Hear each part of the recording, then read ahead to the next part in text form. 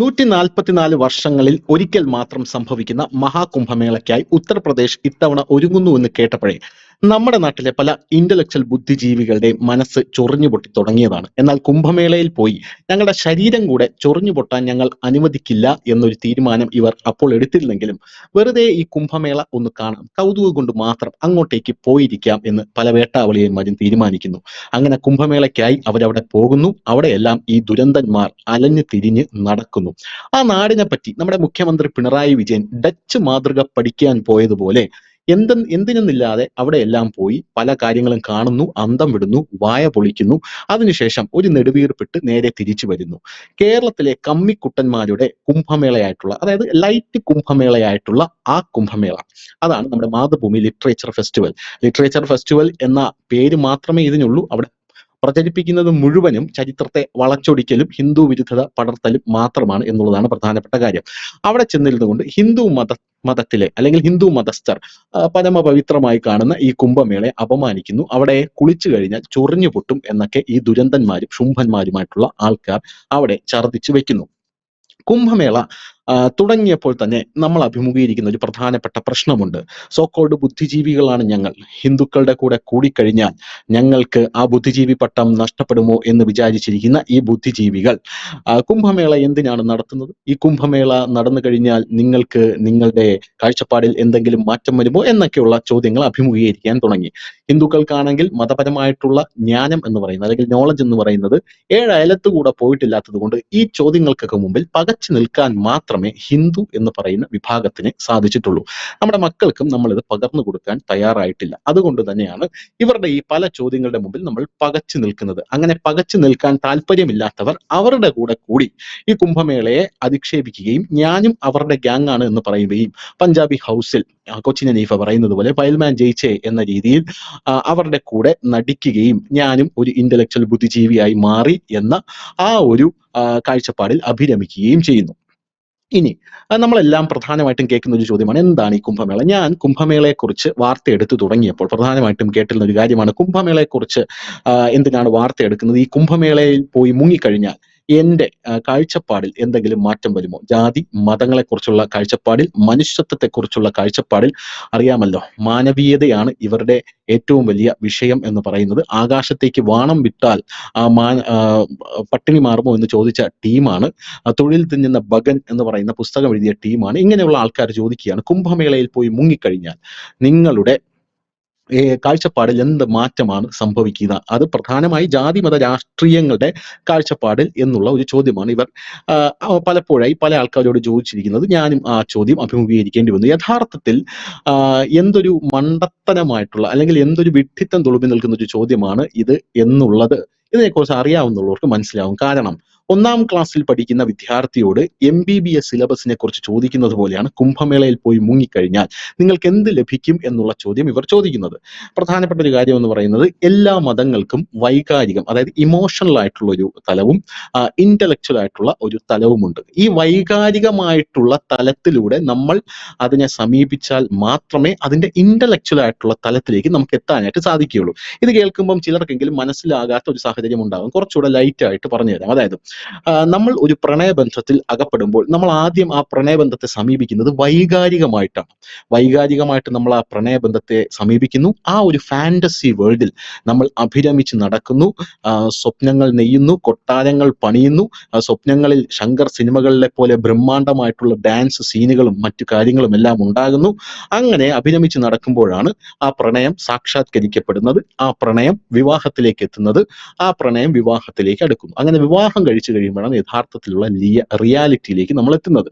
അതിനുശേഷം ഇന്റലക്ച്വൽ തലമാണ്, എങ്ങനെ ജീവിക്കണം, ജീവിതം എങ്ങനെ കെട്ടിപ്പടുക്കണം, മക്കളെ എങ്ങനെ വളർത്തണം, അവരെ സമൂഹത്തിന് നന്മയുള്ളവരായി പ്രതിബദ്ധതയുള്ളവരായി എങ്ങനെ കെട്ടിപ്പടുക്കണം എന്നിങ്ങനെയൊക്കെയുള്ള കാര്യങ്ങളാണ് ആ സമയത്ത് നമ്മൾ ചിന്തിക്കുക. ആ സമയത്ത് പ്രണയം എന്ന് പറയുന്നത് വേറൊരു തലത്തിലേക്ക് വഴിമാറുകയാണ് ചെയ്യുന്നത്. അല്ലാതെ ആദ്യം തന്നെ പ്രണയത്തെ ഇന്റലക്ച്വൽ തലത്തിലേക്ക് സമീപിച്ചു കഴിഞ്ഞാൽ അതിൽ നിരാശപ്പെടേണ്ടി വരും. ആദ്യം തന്നെ പ്രണയിക്കുന്ന ആൾക്കാർക്ക് എനിക്ക് എന്തുകൊണ്ടാണ് ഈ പ്രണയം തോന്നുന്നത്, അങ്ങനെ എനിക്കൊരു പെൺകുട്ടിയോട് പ്രണയം തോന്നുന്നുണ്ടെങ്കിൽ അതിന്റെ ശരീരത്തിലെ ഹോർമോണുകളുടെ വ്യതിചലനം കൊണ്ട് മാത്രമാണ് സത്യമാണ് എന്ന സയന്റിഫിക് റീസൺ ഞാൻ മനസ്സിലാക്കിയിരിക്കുന്നു എന്നൊക്കെ വിചാരിച്ചു കഴിഞ്ഞു കഴിഞ്ഞാൽ അങ്ങനെ വിചാരിച്ചുകൊണ്ട് അവിടെ ഇരിക്കുകയുള്ളൂ എന്നുള്ളതാണ് പ്രധാനപ്പെട്ട കാര്യം. സമാനമായ രീതിയിൽ എല്ലാ മതങ്ങൾക്കും ഒരു ഇന്റലക്ച്വൽ തലവുമുണ്ട്, ഒരു വൈകാരികമായിട്ടുള്ള തലവുമുണ്ട്. ആ വൈകാരികമായിട്ടുള്ള തലത്തിലാണ് ഈ കുംഭമേള ഉൾപ്പെടുന്നത് എന്നുള്ളതാണ് പ്രധാനപ്പെട്ട ഒരു കാര്യം എന്ന് പറയുന്നത്. പോപ്പുലർ ഹിന്ദുയിസത്തിന്റെ അനുഷ്ഠാനമാണ് കുംഭമേള എന്ന് പറയുന്നത്. യഥാർത്ഥത്തിൽ കുംഭമേള ഇപ്പോൾ തുടങ്ങിയതാണോ? അല്ല. BC 3500-നും 1500-നും ഇടയ്ക്കുള്ള കാലം മുതൽ തന്നെ ഇത്തരത്തിലുള്ള വലിയ രീതിയിലുള്ള ഉത്സവങ്ങൾ നമ്മുടെ നാട്ടിൽ ഉള്ളതായി തെളിവുകളുണ്ട്. അങ്ങനെ പല ഗവേഷകരും പറഞ്ഞിട്ടുണ്ട്, കണ്ടെത്തിയിട്ടുമുണ്ട്. എന്താണ് ആ ആഘോഷം? മോഹൻജദാരോ സംസ്കാരമൊക്കെ നമുക്കറിയാം. ആ മോഹൻജദാരോ സംസ്കാരത്തിൽ ഗ്രേറ്റ് ബാത്ത് എന്നൊരു സ്നാനഘട്ടം അവിടെ ഉണ്ടായിരുന്നു. ആ സ്നാനഘട്ടത്തിൽ വിശേഷാവസരങ്ങളിൽ അവിടെയുള്ള വിശ്വാസികൾ പോയി കുളിക്കുമായിരുന്നു. ആ സമയത്തും അവിടെയുള്ള ജലം അശുദ്ധമാകുമായിരുന്നു. ആ ജലം ഒഴുക്കിക്കളയാനായി ഒരു കനാൽ ഉണ്ടായിരുന്നു. നല്ല ജലം, ശുദ്ധജലം നിറയ്ക്കാൻ വേറൊരു കനാലും അവിടെ ഉണ്ടായിരുന്നു എന്നുള്ളതാണ് പ്രധാനപ്പെട്ട കാര്യം. ഇതൊക്കെ ഉത്ഖനനത്തിലൂടെ ഗവേഷകർ കണ്ടെത്തിയ പ്രധാനപ്പെട്ട കാര്യങ്ങളാണ്. നിങ്ങൾക്ക് എന്തെങ്കിലും സംശയമുണ്ടെങ്കിൽ ഗൂഗിളിൽ പോയി സെർച്ച് ചെയ്ത് നോക്കിയാൽ മാത്രം മതി. എന്തായാലും BC 2 മുതൽ AD 9-നും ഇടയിലുള്ള കാലഘട്ടങ്ങളിലാണ് കുംഭമേള എന്ന പേര് ഇതിന് ലഭിക്കുന്നത് എന്നുള്ളതാണ് പ്രധാനപ്പെട്ട ഒരു കാര്യം എന്ന് പറയുന്നത്. നമ്മുടെ നാട്ടിൽ മധുര, ഹരിദ്വാർ, പ്രയാഗ്രാജ് എന്നിവിടങ്ങളിലാണ് ഇത് നടക്കുന്നത്. അർദ്ധകുംഭമുണ്ട്, പൂർണ്ണകുംഭമുണ്ട്, മഹാകുംഭമേളയുണ്ട്. അർദ്ധകുംഭം എന്ന് പറഞ്ഞാൽ 6 വർഷത്തിലൊരിക്കൽ വരുന്നത്, പൂർണ്ണകുംഭം എന്ന് പറഞ്ഞാൽ 12 വർഷത്തിലൊരിക്കൽ വരുന്നത്. ഒരു കാര്യം ആലോചിച്ച് നോക്കണം, 12 വർഷമാകും ജൂപ്പിറ്റർ എന്ന് പറയുന്ന ഗ്രഹം സൂര്യനെ സമ്പൂർണ്ണമായി വലയം ചെയ്ത് വരാൻ. അതായത് 11.85 വർഷം എന്നാണ് ശാസ്ത്രം പറയുന്നത്. ഈ സമയത്താണ് നമ്മുടെ ആൾക്കാർ അത് ആഘോഷിക്കാനായി ഈ പൂർണ്ണ കുംഭമേള അനുഷ്ഠിക്കുന്നത് എന്നുള്ളതാണ് പ്രധാനപ്പെട്ട കാര്യം. അങ്ങനെ അനുഷ്ഠിച്ചു കഴിഞ്ഞാൽ എന്താണ് ഗുണം? ആത്മീയമായിട്ടുള്ള ഒരു ഉണർവ് അവർക്ക് ലഭിക്കും എന്ന് അവർ വിശ്വസിക്കുന്നു. അവർ അങ്ങനെ വിശ്വസിക്കുന്നു. വിശ്വാസം എന്ന് പറയുന്ന കാര്യത്തിൽ യുക്തി ചെയ്യേണ്ട യാതൊരു ആവശ്യവുമില്ല. അങ്ങനെ ഒരു കാര്യം വിശ്വസിച്ചാൽ മാത്രമേ അതിൽ നിന്ന് ഇന്റലക്ച്വൽ തലത്തിലേക്ക് നമുക്ക് പോകാൻ സാധിക്കുകയുള്ളൂ എന്നുള്ളതാണ് പ്രധാനപ്പെട്ട ഒരു കാര്യം എന്ന് പറഞ്ഞത്. ഞാൻ ആദ്യം പറഞ്ഞ ആ പ്രണയത്തിന്റെ ഉദാഹരണം തന്നെ നിങ്ങൾ നോക്കിയാൽ മതി. ആദ്യം വൈകാരിക തലത്തിൽ തന്നെ സമീപിക്കുക, ആഘോഷിക്കുക. അങ്ങനെ ആഘോഷിച്ചു കഴിഞ്ഞ ശേഷം മാത്രമേ നമുക്ക് ഒരു ഇന്റലക്ച്വൽ തലത്തിലേക്ക് അതിലേക്ക് പോകാനായിട്ട് സാധിക്കുകയുള്ളൂ. അപ്പോൾ ആ ആഘോഷങ്ങളാണ് യഥാർത്ഥത്തിൽ കുംഭമേള എന്ന പേരിൽ നടക്കുന്നത്. അല്ലാതെ കുംഭമേളയിൽ പോയി മുങ്ങിക്കഴിഞ്ഞാൽ നമ്മുടെ കാഴ്ചപ്പാടിൽ ഒരു മാറ്റവും സംഭവിക്കാനായി പോകുന്നില്ല. അതൊരു ആഘോഷമാണ്. അങ്ങനെ കുംഭമേളയിൽ ആൾക്കാരെല്ലാം ഒത്തുകൂടുന്നു, ആൾക്കാരെല്ലാം പരസ്പരം കാണുന്നു, വലിയ വലിയ കച്ചവടങ്ങൾ നടക്കുന്നു. അങ്ങനെയുള്ള ഒരു ഹിന്ദുയിസത്തിന്റെ പോപ്പുലർ ആയിട്ടുള്ള ഒരു ആഘോഷമാണ് കുംഭമേള എന്ന് പറയുന്നത്. ഇനി ഭഗവത്ഗീത പഠിക്കുന്ന ഒരു വിദ്യാർത്ഥിയോടാണ് നിങ്ങളുടെ കാഴ്ചപ്പാടിൽ ഭഗവത്ഗീത പഠിച്ച ശേഷം എന്തെങ്കിലും മാറ്റം സംഭവിച്ചിട്ടുണ്ടോ എന്ന് ചോദിച്ചു കഴിഞ്ഞാൽ അയാൾക്ക് ചിലപ്പോൾ അതിന് മറുപടി പറയാനായിട്ട് സാധിക്കും. ഭഗവത്ഗീത പഠിക്കുന്ന വിദ്യാർത്ഥി എന്ന നിലയിൽ എനിക്ക് പല കാഴ്ചപ്പാടുകളോടും മാറ്റം സംഭവിച്ചിട്ടുണ്ട്. എൻ്റെ ജീവിതം സിസ്റ്റമാറ്റിക്കായി മറ്റുള്ളവരോടുള്ള സമീപനത്തിൽ എനിക്ക് മാറ്റങ്ങൾ സംഭവിച്ചിട്ടുണ്ട്.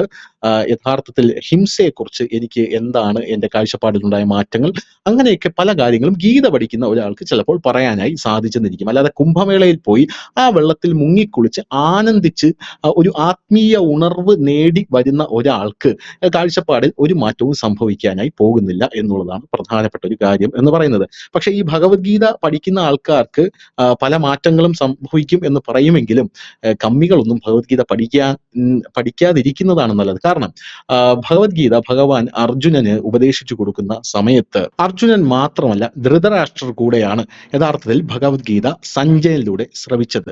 സഞ്ജയനിലൂടെ ധൃതരാഷ്ട്രർ ഭഗവത്ഗീത ശ്രവിച്ചെങ്കിലും ധൃതരാഷ്ട്രർക്ക് യാതൊരുവിധ കാഴ്ചപ്പാടിൽ മാറ്റവും സംഭവിച്ചില്ലല്ലോ. കാരണം ജന്മന അന്ധനായിട്ടുള്ള ധൃതരാഷ്ട്രർ മനസ്സുകൊണ്ടും അന്ധനായിരുന്നു എന്നുള്ളതാണ് പ്രധാനപ്പെട്ട ഒരു കാര്യം എന്ന് പറയുന്നത്. അങ്ങനെ മനസ്സുകൊണ്ടും അന്ധനായിട്ടുള്ള ധൃതരാഷ്ട്രർക്ക് യാതൊരുവിധ മാറ്റവും സംഭവിച്ചില്ല. അതുകൊണ്ടാണ് കമ്മികൾ ഇത് വായിക്കരുത്, അല്ലെങ്കിൽ വായിച്ചാൽ നിങ്ങൾക്ക് ഒന്നും തന്നെ സംഭവിക്കാൻ പോകുന്നില്ല എന്ന് ഞാൻ ആദ്യം തന്നെ പറഞ്ഞത്. എന്തായാലും അതൊക്കെ അവിടെ നിൽക്കട്ടെ. കുംഭമേളയാണല്ലോ നമ്മുടെ വിഷയം. ചൊറിഞ്ഞു പൊട്ടുന്നു എന്നുള്ളതാണ് നമ്മുടെ വിഷയം. എന്താണ് ചൊറിഞ്ഞു പൊട്ടുന്നത്, എവിടെയാണ് ചൊറിഞ്ഞു പൊട്ടുന്നത് എന്നാണ് ഈ സർഗാത്മക കമ്മി പറയുന്നത് എന്നുള്ളത് നമ്മൾ പ്രധാനമായിട്ടും ആലോചിക്കേണ്ട ഒരു കാര്യമാണ്. ഇന്ന് വന്ന ഒരു പ്രധാനപ്പെട്ട ഒരു റിപ്പോർട്ട് നമുക്ക് ഇതിന്റെ കൂട്ടത്തിൽ ചേർത്ത് വായിക്കേണ്ടതായിട്ടുണ്ട്. പത്മശ്രീ അജയ് സോങ്കർ എന്ന് പറയുന്ന ഒരു ശാസ്ത്രജ്ഞൻ നമ്മുടെ നാട്ടിലുണ്ട്. അദ്ദേഹം 5 ഘട്ടുകളിൽ നിന്ന് ഗംഗാജലത്തിന്റെ ലബോറട്ടറി പരിശോധന നടത്തി ഒരു വെല്ലുവിളി നടത്തിയിരിക്കുകയാണ്. എന്റെ മുമ്പിൽ വെച്ച് കുംഭമേളയുടെ ജലം എടുത്ത് പരിശോധിച്ച് ഇതിൽ ഫീസൽ ബാക്ടീരിയ ഉണ്ട് എന്ന് തെളിയിക്കാൻ ഞാൻ വെല്ലുവിളിക്കുകയാണ് എന്നാണ് അദ്ദേഹം പറഞ്ഞിരിക്കുന്നത്. മാത്രമല്ല, കുളിക്കാൻ മാത്രമല്ല, ക്ഷാരജലം പോലെ കുംഭമേളയുടെ ഈ ജലം എന്ന് പറയുന്നത് അമൂല്യമാണ്, പോരാത്തതിന് അത് ക്ലിയർ ആണ് എന്നാണ് അദ്ദേഹം പറഞ്ഞിരിക്കുന്നത്. ഇനി ആരാണ് ഈ ശാസ്ത്രജ്ഞനായിട്ടുള്ള ഡോക്ടർ അജയ് സോങ്കർ? പത്മശ്രീ നേടിയ ശാസ്ത്രജ്ഞനാണ് ഈ അജയ് സോങ്കർ എന്ന് പറയുന്നത്. അദ്ദേഹം സംഘം, അറയിൽ എന്നിങ്ങനെ ഉൾപ്പെടെ 5 ഘട്ടുകളിൽ നിന്നാണ് ഗംഗാജലം തന്റെ ലബോറട്ടറിയിൽ പരിശോധിച്ച് ഈ നിഗമനത്തിൽ എത്തിയത്. എന്തായാലും ആരാണ് അജയ് സോങ്കർ? മിസൈൽ മാൻ എന്നറിയപ്പെടുന്ന നമ്മുടെ പ്രിയപ്പെട്ട നമ്മുടെ പ്രസിഡന്റ് ആയിട്ടുള്ള APJ അബ്ദുൽ കലാം, ആവുൾ പക്കീർ സൈനുലാബ്ദീൻ അബ്ദുൽ കലാം എന്ന് പറയുന്ന നമ്മുടെ പ്രസിഡന്റുമായിട്ടുള്ള ശാസ്ത്രീയമായിട്ടുള്ള ചർച്ചകളിൽ പലപ്പോഴും ഏർപ്പെട്ടിരുന്ന ഒരു ശാസ്ത്രജ്ഞനാണ് ഇദ്ദേഹം എന്ന് പറയുന്നത്. ഇദ്ദേഹം ഒരു ജലകൃഷി ശാസ്ത്രജ്ഞനാണ്, ജലശാസ്ത്രജ്ഞൻ എന്ന് വേണമെങ്കിൽ നമുക്ക് പറയാം. BBC, അതായത് കേരളത്തിലെ കമ്മികളുടെ തലതൊട്ടപ്പനായിട്ടുള്ള, അല്ലെങ്കിൽ കമ്മികൾക്ക് ഏറ്റവും വിശ്വാസമുള്ള BBC എന്ന് പറയുന്ന മാധ്യമങ്ങൾ ഇദ്ദേഹത്തെക്കുറിച്ച് എഴുതിയത് അസാധാരണ വൈഭവമുള്ള, ലോകത്തെ ഞെട്ടിച്ച ഒരു സയന്റിസ്റ്റ് എന്നാണ് എഴുതിയത്. പോരാത്തതിന് ഇദ്ദേഹത്തിന്റെ ഒരു പ്രധാനപ്പെട്ട കണ്ടുപിടുത്തം ജപ്പാനെ പോലും പിടിച്ചു കുലുക്കി എന്നുള്ളതാണ്. അദ്ദേഹം മുത്തുകൾ വളർത്തുന്നതിന് മുത്തുച്ചിപ്പികളെ നമ്മൾ ആശ്രയിക്കാറുണ്ട്. അങ്ങനെ മുത്തുച്ചിപ്പികളെ ആശ്രയിക്കാതെ ടിഷ്യൂ കൾച്ചർ വഴി മുത്തുകൾ അദ്ദേഹം വളർത്തിയെടുക്കുന്ന ഒരു കണ്ടെത്തൽ അദ്ദേഹം നടത്തിയിട്ടുണ്ട്. അതോടെ സമുദ്ര പരിസ്ഥിതിയും ഇതിന് വേണ്ട, അതായത് സമുദ്രത്തിന്റെ പരിസ്ഥിതി ഇതിന് വേണ്ട എന്നുള്ള രീതിയിലേക്ക് കാര്യങ്ങളിലേക്ക് എത്തിച്ചേരും. ജപ്പാനെ വരെ പിടിച്ചു കുലുക്കിയ ഒരു കണ്ടുപിടുത്തമാണ് ഇത് എന്നുള്ളതാണ് ഇതിന്റെ പ്രധാനപ്പെട്ട ഒരു കാര്യം എന്ന് പറയുന്നത്. ഗംഗാജലത്തിന്റെ ശുദ്ധിയെക്കുറിച്ച് വെല്ലുവിളിക്കുന്ന അദ്ദേഹം ഈ കണ്ടുപിടുത്തങ്ങളൊക്കെ നടത്തിയ ഒരു വ്യക്തിയാണ്. BBC ആണ് ഇത് റിപ്പോർട്ട് ചെയ്തിരിക്കുന്നത്. ഇത് ഞാൻ എൻ്റെ കയ്യിൽ നിട്ടൊന്നും പ്രധാനമായിട്ടും പറഞ്ഞതല്ല എന്നുള്ളത് ആദ്യം തന്നെ പറഞ്ഞുകൊള്ളട്ടെ. കാരണം ഇദ്ദേഹത്തെ യോഗി ആദിത്യനാഥിന്റെ സ്വയം ആളായിട്ടൊക്കെ കാണാൻ പല ആൾക്കാരും ഇതിനോടകം തന്നെ വ്യാകുലപ്പെടുന്നുണ്ട്, ഉത്കണ്ഠപ്പെടുന്നുണ്ട് എന്നുള്ളത് കൊണ്ടാണ് ഇത് ആദ്യം തന്നെ പറഞ്ഞത്. ഇനി കുംഭമേള എന്ന് പറയുന്ന കുംഭമേളയിൽ പോയാൽ എന്ത് കിട്ടും എന്നുള്ളൊരു ചോദ്യമാണ്. കുംഭമേളയിൽ പോയാൽ നമുക്ക് എന്ത് കിട്ടുമെന്നുള്ള ചോദ്യത്തിന് നമ്മുടെ രാജ്യത്തിന്റെ GDP 1% കുംഭമേള എന്ന് പറയുന്ന ഈ മഹാ ഉത്സവം കൊണ്ട് 1% മുന്നോട്ട് പോകും എന്നുള്ള ഔദ്യോഗികമായിട്ടുള്ള റിപ്പോർട്ടുകൾ ഇതിനോടകം തന്നെ പുറത്തു വന്നു കഴിഞ്ഞു. ഇതൊക്കെ കാണുമ്പോൾ മദ്യവും ലോട്ടറിയും മാത്രം ആശ്രയിച്ച് കഴിയുന്ന നാട്ടിലെ ചില കമ്മിക്കുട്ടന്മാർക്ക് നെടുവീർപ്പിടാനും അല്ലെങ്കിൽ ചൊറിഞ്ഞു പൊട്ടാനും മുങ്ങാതെ തന്നെ, അതായത് ഗംഗയിൽ മുങ്ങാതെ തന്നെ ചൊറിഞ്ഞു പൊട്ടാനുമുള്ള സാഹചര്യം ഉണ്ടാകും എന്നുള്ളത് കൊണ്ട് തന്നെ അവർ ബോധപൂർവം അങ്ങോട്ടേക്ക് ശ്രദ്ധ ചെലുത്താതിരിക്കുകയായിരുന്നു വേണ്ടത് എന്നുള്ളതാണ് എനിക്ക് പറയാനുള്ളത്. കുംഭമേളയിൽ GDP 1% വർദ്ധിക്കും. 1600 മുതൽ 2500 കോടിയാണ് കുംഭമേളയുടെ ചെലവ് എന്ന് പറയുന്നത്. എന്നാൽ ഇത് ഉത്തർപ്രദേശ് സർക്കാരിന്റെ ഖജനാവിന് നിറച്ചു കൊടുത്തത് എത്ര തുകയ്ക്കാണെന്ന് അറിയാം? 3.5 ലക്ഷം തുകയാണ് ഇതിന്റെ വരവ് എന്ന് പറയുന്നത്. ചെലവ് 1600 മുതൽ 16,000 മുതൽ 25,000 കോടിയാണ് ഇതിന്റെ ചെലവെങ്കിൽ ഇതിന്റെ വരവ് എന്ന് പറയുന്നത് 3 ലക്ഷം കോടിയാണ്. ഇത് ഔദ്യോഗികമായി ഉത്തർപ്രദേശിലെ മുഖ്യമന്ത്രി പറഞ്ഞ ഒരു കണക്കാണ് എന്നുള്ളത് വേറൊരു പ്രധാനപ്പെട്ട ഒരു കാര്യമാണ്. അപ്പോ കുംഭമേളയിൽ എങ്ങനെയാണ് നമ്മുടെ ടെമ്പിൾ എക്കണോമി അല്ലെങ്കിൽ നമ്മുടെ ഇന്റേണൽ മാർക്കറ്റിൽ പണം ഒഴുകുന്നത്, വേറൊരു രാജ്യത്ത് നിന്ന് നിക്ഷേപം വരാതെ നമ്മുടെ രാജ്യത്തിനകത്തുള്ള മാർക്കറ്റിൽ പണം ഒഴുകുന്നത് എന്ന് നമുക്ക് കൃത്യമായി മനസ്സിലാവും. സ്വാഭാവികമായിട്ടും ഇങ്ങനെ നമ്മുടെ രാജ്യത്തിനുള്ളിൽ തന്നെ പണം ഒഴുകുമ്പോൾ അത് മറ്റുള്ള പല രാജ്യങ്ങൾക്കും വലിയ രീതിയിൽ അസ്വസ്ഥതയൊക്കെ ഉണ്ടാക്കും എന്നുള്ള കാര്യത്തിൽ തർക്കമില്ല. അതിലേറെ അസ്വസ്ഥത അതിനെ സ്നേഹിക്കുന്ന നമ്മുടെ നാട്ടിലെ കമ്മിക്കുട്ടന്മാരായിട്ടുള്ള ആൾക്കാർക്കും ഉണ്ടാകും എന്നുള്ളത് ആദ്യം തന്നെ പറയട്ടെ. ഇനി അടുത്തൊരു പ്രധാനപ്പെട്ട കാര്യം കുംഭമേളയിലെ ഈ മാലിന്യത്തെക്കുറിച്ചുമാണ്. നമ്മുടെ നാട്ടിലെ പമ്പ എന്ന് പറയുന്ന ഒരു നദിയുണ്ട്. ഈ പമ്പ എന്ന് പറയുന്ന നദി ശബരിമല സീസൺ തുടങ്ങുമ്പോൾ തന്നെ എല്ലാ പരിസ്ഥിതിവാദികളും ആദ്യം പറയുന്നത് പമ്പ നദി ശുദ്ധീകരിക്കാൻ സർക്കാർ എന്ത് ചെയ്തു എന്നുള്ളതാണ്. പലപ്പോഴും ഇതിന്റെ പേരിൽ വലിയ രീതിയിലുള്ള പ്രശ്നങ്ങൾ നടക്കാറുണ്ട്. പമ്പ നദി ശുദ്ധീകരിക്കാൻ സർക്കാർ ഒന്നും ചെയ്തില്ല എന്ന വാദങ്ങൾ അവിടെ എല്ലാം ഉയരാറുമുണ്ട്. എന്നാൽ ആരും തന്നെ ഇതിൽ യാതൊരുവിധ നടപടിയും എടുക്കാറില്ല. അപ്പോഴൊക്കെ നമ്മുടെ സംസ്ഥാന മലിനീകരണ നിയന്ത്രണ ബോർഡ് വരും, പല നദികളും പരിശോധിക്കും. അങ്ങനെയാണ് 80% നദികൾ നമ്മുടെ നാട്ടിൽ വലിയ രീതിയിൽ ഇത്തരത്തിൽ ഭയാനകരമായിട്ടുള്ള രീതിയിൽ മലത്തിൽ കുളിച്ചു കിടക്കുന്നു എന്നുള്ള രീതിയിലുള്ള റിപ്പോർട്ടുകളൊക്കെ പുറത്തു വരുന്നത്. ഇനി കുംഭമേളയെ സംബന്ധിച്ച് പറയുകയാണെങ്കിൽ 45 മുതൽ 50 കോടി പേരെയാണ് കുംഭമേള പ്രതീക്ഷിച്ചത്. 1600 കോടി രൂപയാണ് കുംഭമേളയിൽ ഡിപ് സേഫ് പ്രയാഗ്രാജ് എന്ന ആപ്തവാക്യമിട്ട് അവിടുത്തെ ശുചീകരണ പ്രവർത്തനങ്ങൾക്ക് മാത്രം സർക്കാർ ചെലവഴിച്ചിരിക്കുന്നത് എന്ന് നമ്മൾ മനസ്സിലാക്കണം. ഡിപ് സേഫ് പ്രയാഗ്രാജ് എന്നാണ് അതിന്റെ ആപ്തവാക്യം. അതായത് സുരക്ഷിതമായി മുങ്ങുക എന്നുള്ളതാണ് അതിന്റെ ആപ്തവാക്യം. അങ്ങനെ സുരക്ഷിതമായി മുങ്ങുക, സകല ശാസ്ത്രീയ തയ്യാറെടുപ്പുകളും അവിടെ നടത്തിയിട്ടുണ്ട് എന്നുള്ളത് പ്രധാനപ്പെട്ട ഒരു കാര്യമാണ്. ഈ സകല ശാസ്ത്രീയ ഒരുക്കങ്ങളും അവിടെ നടത്തുന്നതിനായി ചുക്കാൻ പിടിച്ചത് ബാബ അറ്റോമിക് റിസർച്ച് സെന്ററും ISRO എന്നിവരുടെ മേൽനോട്ടത്തിലാണ് എന്നുള്ളത് നമ്മുടെ നാട്ടിലെ കമ്മിക്കുട്ടന്മാർ പ്രധാനമായിട്ടും ആലോചിക്കേണ്ട ഒരു കാര്യമാണ്.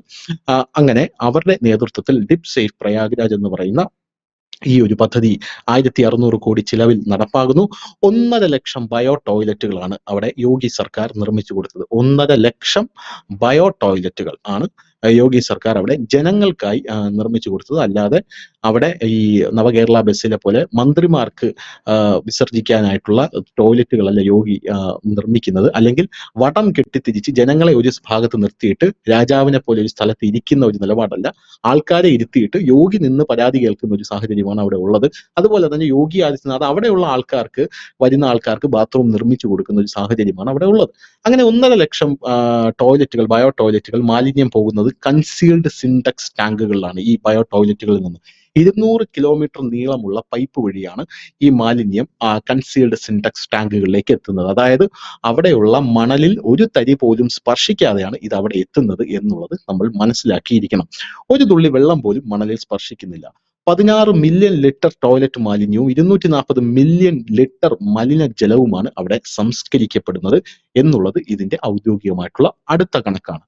ഇനി അതാതിടങ്ങളിലെ ഓക്സിഡേഷൻ പോണ്ടുകളിൽ ഇവ ശേഖരിക്കും. 2 മണിക്കൂർ കൂടുമ്പോൾ ട്രാഷ് സ്കിമ്മർ എന്ന് പറയുന്ന ഒരു പദ്ധതി അല്ലെങ്കിൽ ഒരു സാങ്കേതിക വിദ്യ ഉപയോഗിച്ച് ഗംഗാ നദിയിലെ പൂജാ മാലിന്യങ്ങളും പുഷ്പങ്ങളും നീക്കം ചെയ്യുന്ന വേറൊരു പദ്ധതി കൂടെ ഈ 1600 കോടി രൂപ വകമാറ്റാതെ ചെലവഴിച്ച് അവിടെയുള്ള സർക്കാർ കൃത്യമായി കുംഭമേളയിൽ പരിപാലനം നടത്തുന്നുണ്ട്, ശുചിത്വം കാത്തു സൂക്ഷിക്കുന്നുണ്ട് എന്നുള്ളതാണ് വേറൊരു പ്രധാനപ്പെട്ട കാര്യം എന്ന് പറയുന്നത്. 100 ml ജലത്തിൽ 2500 യൂണിറ്റ് ആണ് അനുവദനീയമായ ബാക്ടീരിയയുടെ അളവെന്ന് പറയുന്നത്. ഇത് കൂടുമ്പോൾ സ്വാഭാവികമായിട്ടും അവ നിയന്ത്രിക്കാനായിട്ട് സ്പെഷ്യൽ ടാസ്ക് ഫോഴ്സ്, ഗംഗാ ദേവദൂത് എന്ന പേരിൽ സ്പെഷ്യൽ ടാസ്ക് ഫോഴ്സ് അവിടെ രൂപീകരിച്ചിട്ടുണ്ട് ആദ്യം തന്നെ എന്നുള്ളത് കൊണ്ട് കുംഭമേളയിൽ പോയി മുങ്ങുന്ന ആൾക്കാർക്ക് ചൊറിഞ്ഞു പൊട്ടുമോ എന്നുള്ള ഒരു ഭയം വേണ്ട. ഞാൻ പറഞ്ഞില്ലേ, ഇത്രയൊക്കെ സംഭവങ്ങൾ ഒരു സംസ്ഥാനത്ത് നടക്കുന്നു, നമ്മുടെ രാജ്യത്തിന്റെ തന്നെ ടെമ്പിൾ എക്കണോമി വികസിക്കുന്നു എന്ന് തോന്നുമ്പോൾ പല ആൾക്കാർക്ക് മുങ്ങാതെ തന്നെ ചൊറിഞ്ഞു പൊട്ടും. എന്നാൽ അവിടെ പോയി മുങ്ങിക്കഴിഞ്ഞാൽ ചൊറിഞ്ഞു പൊട്ടുമോ എന്നുള്ള ഒരു ഭയവും വേണ്ട. അതിനുള്ള പ്രിക്കോഷൻസ് ഒക്കെ അവിടെയുള്ള സർക്കാർ എടുത്തിട്ടുണ്ട് എന്ന് നമ്മൾ പ്രധാനമായും മനസ്സിലാക്കിയിരിക്കുക. ഇനി അടുത്തൊരു പ്രധാനപ്പെട്ട കാര്യം, കുംഭമേളയിൽ പ്രധാനമന്ത്രി മുങ്ങി. കുംഭമേളയിൽ സ്റ്റീവ് ജോബ്സ്, ലോകത്തിലെ ഏറ്റവും വലിയ ടെക് ഭീമനായിട്ടുള്ള ആപ്പിളിന്റെ സ്ഥാപകനായിട്ടുള്ള സ്റ്റീവ് ജോബ്സിന്റെ ഭാര്യ, അവർ കുംഭമേളയിൽ വന്ന് സ്റ്റീവ് ജോബ്സിന്റെ ഒരു ആഗ്രഹം സഫലീകരിക്കാൻ വേണ്ടി മുങ്ങി കുളിച്ചിട്ട് പോയി. അതിനുശേഷം കോൾഡ് പ്ലേ, ലോകത്തിലെ ഏറ്റവും വലിയ മ്യൂസിക് ബാൻഡാണ് കോൾഡ് പ്ലേ എന്ന് പറയുന്നത്, കോൾഡ് പ്ലേ വന്ന് മുങ്ങി. ഒരുപാട് സായിപ്പും മദാമ്മമാരുമായിട്ടുള്ള വിദേശികൾ അവിടെ വന്ന് മുങ്ങിക്കുളിച്ച് ആരും അറിയാതെ പോകുന്നുണ്ട്. ലോകത്തിലെ ഏറ്റവും വലിയ കോടീശ്വരന്മാരിൽ ഒരാളായിട്ടുള്ള അംബാനി മുങ്ങി. ലോകത്തിലെ പല പല ആൾക്കാർ മുങ്ങി. എന്തിനു പറയുന്നു, അവസാനം നമ്മുടെ പൃഥ്വിരാജിന്റെ ഭാര്യയായിട്ടുള്ള സുപ്രിയ മേനോൻ പോലും കുംഭമേളയിൽ നിന്ന് ഫോട്ടോ എടുത്ത് സോഷ്യൽ മീഡിയയിൽ അഭിമാന പുരസരം ഇട്ടിരിക്കുന്ന കാഴ്ച നമ്മൾ കണ്ടതാണ്. ഇങ്ങനെയൊക്കെ ഒരു അക്സെപ്റ്റൻസ് ഒരു മേളയ്ക്ക് കിട്ടുമ്പോൾ, അല്ലെങ്കിൽ ഒരു ഹിന്ദുക്കളുമായി ബന്ധപ്പെട്ട ഒരു ആചാരത്തിന് അല്ലെങ്കിൽ ഒരു അനുഷ്ഠാനത്തിന് കിട്ടുമ്പോൾ അതിൽ ചൊറിഞ്ഞു പൊട്ടുക എന്നുള്ളത് സ്വാഭാവികമായിട്ടുള്ള ഒരു പ്രക്രിയയാണ്. അതായത് ജന്മന ഈ കമ്മി രക്തം പേറുന്ന ആൾക്കാർക്കൊക്കെ ചൊറിഞ്ഞു പൊട്ടുക എന്നുള്ളത് സ്വാഭാവികമായിട്ടുള്ള ഒരു പ്രക്രിയയാണ് എന്ന് മനസ്സിലാക്കാനുള്ള കഴിവ് ഇവിടെയുള്ള സാധാരണക്കാർക്ക് എല്ലാവർക്കും ഉണ്ട് എന്നാണ് വിശ്വാസം. അങ്ങനെ വിശ്വാസം ഉള്ളത് കൊണ്ടാണ് CK വിനീത് എന്ന് പറയുന്ന ആളെ ഇപ്പോഴും നമ്മുടെ മലയാളികളെല്ലാം തന്നെ സ്നേഹിക്കുന്നത്. അദ്ദേഹത്തിന് അഭിപ്രായം പറയാനുള്ള സ്വാതന്ത്ര്യമുണ്ട്. കാരണം ജനാധിപത്യത്തിൽ ഏത് മണ്ടനും അഭിപ്രായം പറയാം. അതുകൊണ്ട് തന്നെ അദ്ദേഹത്തിന്റെ അഭിപ്രായം മാനിക്കുന്നു. ആ അഭിപ്രായത്തിനുള്ള ഒരു എളിയ മറുപടിയായി ഇതിനെ സ്വീകരിക്കുക.